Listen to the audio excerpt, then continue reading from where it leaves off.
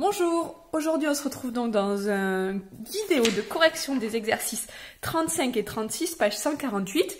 Donc on attaquait sur deux exercices qui étaient plutôt faciles, tant mieux. Donc sur le premier, on vous demandait de démontrer que UN était une suite géométrique. Donc on vous disait que UN c'était égal à moins 3 exponentielle de 1,1 puissance n. Donc comme vous avez vu dans la vidéo d'Yvan Monca, en fait ici, il vous suffisait en fait d'isoler le puissance n. Donc en écrivant que exponentielle de 1,1 n, c'était égal à exponentielle 1,1, le tout à la puissance n. Et là, ici, vous reconnaissiez une forme que vous ne connaissez bien, c'est-à-dire un égale u0 fois q puissance n. Et ça signifie que la suite un est une suite géométrique. Donc, un est bien une suite géométrique.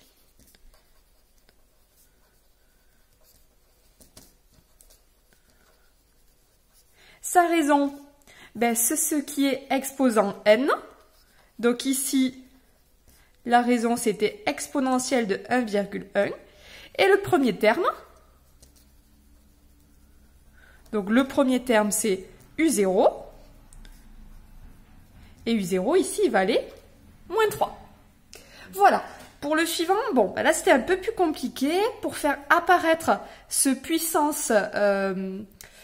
quelque chose puissance n, c'était un peu plus compliqué puisque actuellement ici, je ne peux pas encore. Donc ici, je découpe, j'utilise les propriétés de l'exponentielle. Je sais que exponentielle a plus b, c'est exponentielle a fois exponentielle b. Donc je m'en sers, c'est exponentielle 5 fois exponentielle moins 0,6 n. Ici, il faut bien avoir conscience que exponentielle 5, c'est un nombre. C'est comme si vous aviez pi, ça vaut quelque chose, donc c'est un nombre comme les 1 tiers. Donc je réécris, c'est donc 1 tiers exponentielle 5 fois exponentielle moins 0,6, le tout à la puissance n.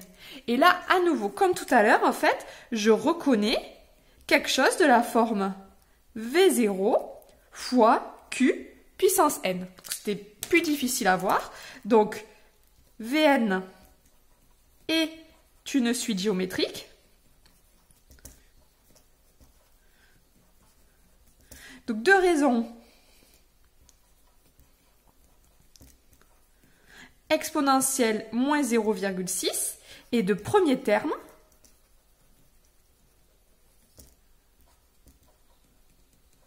V0 égale 1 tiers exponentielle 5. On peut aussi écrire que c'est exponentielle 5 sur 3.